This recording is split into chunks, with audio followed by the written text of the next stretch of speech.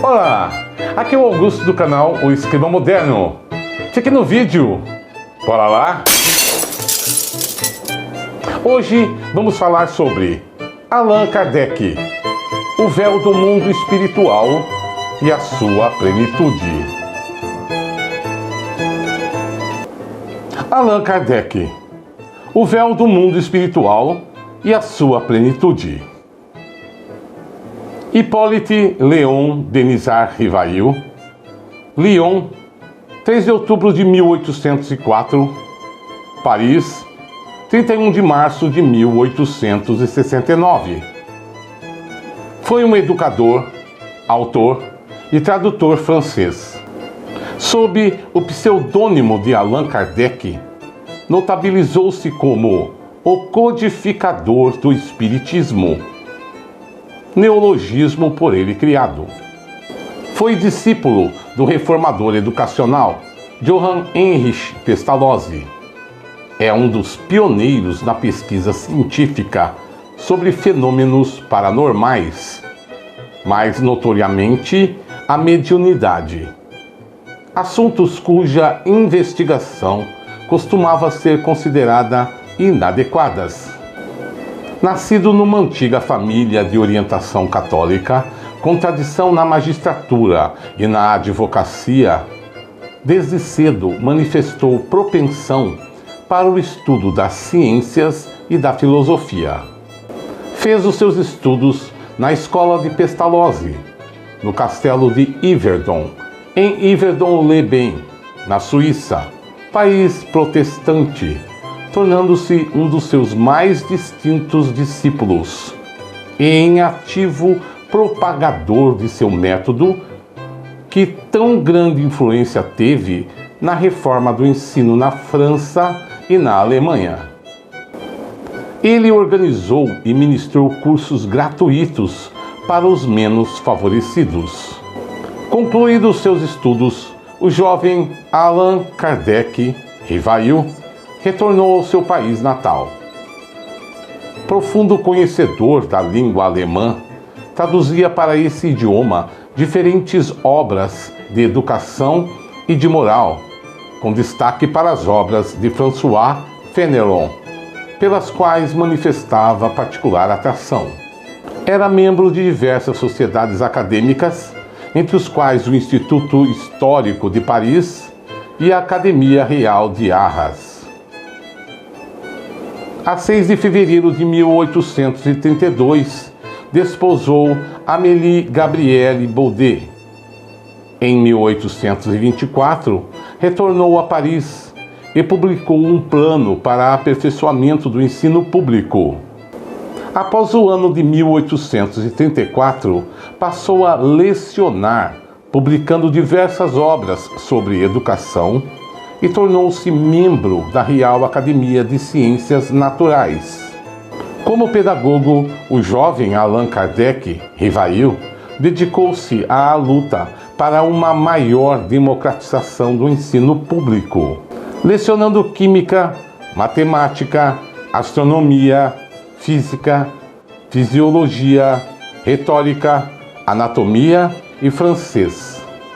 Conforme o seu próprio depoimento, publicado em obras póstumas, foi em 1854 que o professor Rivail, Allan Kardec, ouviu falar pela primeira vez do fenômeno das mesas girantes, bastante difundido à época através do seu Fortier, um magnetizador de longa data, sem dar muita atenção ao relato naquele momento, atribuindo-o somente ao chamado magnetismo animal, do qual era estudioso. Durante este período, também tomou conhecimento da psicografia. Ele então teria tido contato com um espírito familiar, que supostamente teria passado a orientar os seus trabalhos. O pseudônimo Allan Kardec foi escolhido porque esta entidade teria revelado que ambos haviam vivido juntos em uma vida passada, entre os druidas do povo celta, na Gália, atual França. Conforme Allan Kardec, a doutrina espírita transforma completamente a perspectiva do futuro.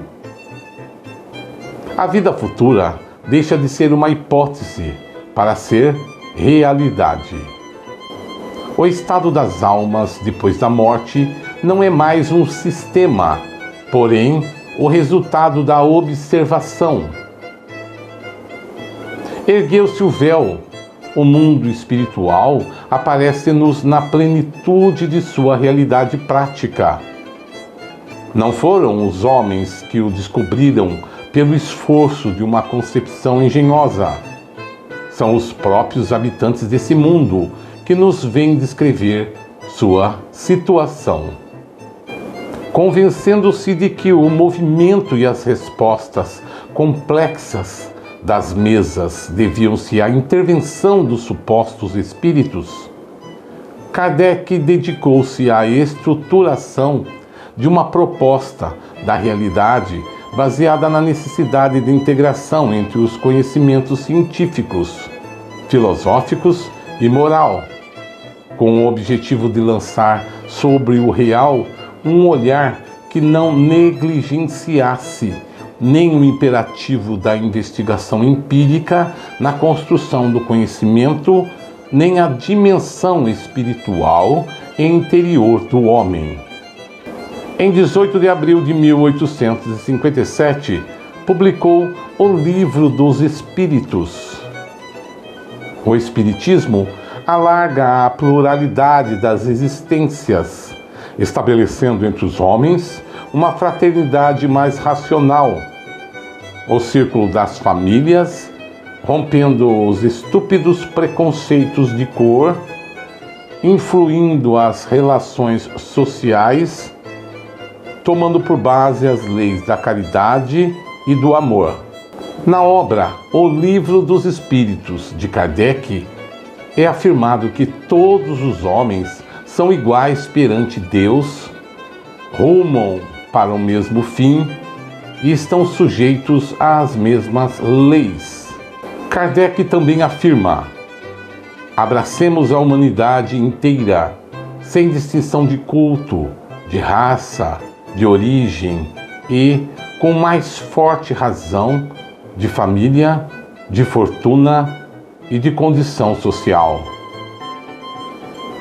O Espiritismo, restituindo ao Espiritismo seu verdadeiro papel na criação, constatando a superioridade da inteligência sobre a matéria, apaga naturalmente todas as distinções estabelecidas entre os homens, segundo as vantagens corpóreas e mundanas, sobre as quais o orgulho fundou castas e os estúpidos preconceitos de cor.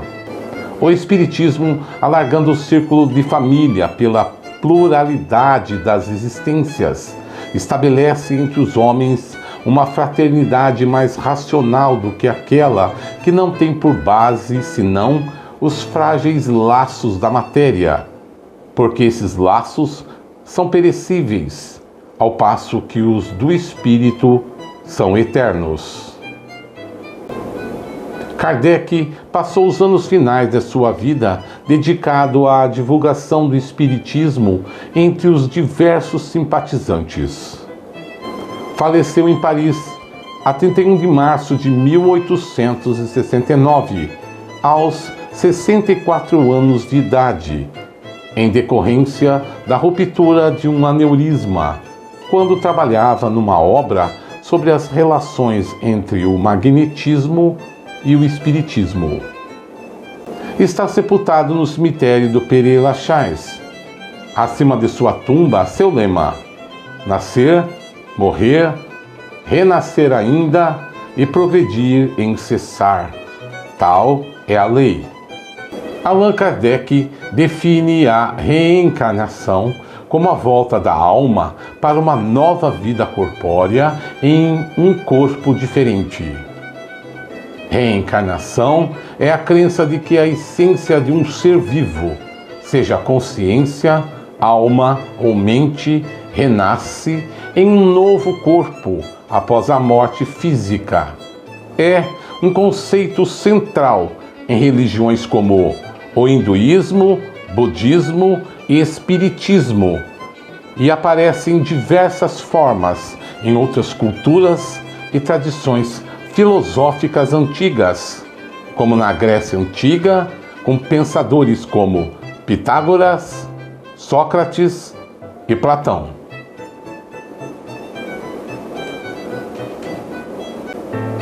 Curta, comente, compartilhe e inscreva-se no canal. Nos vemos no próximo vídeo. Um forte abraço.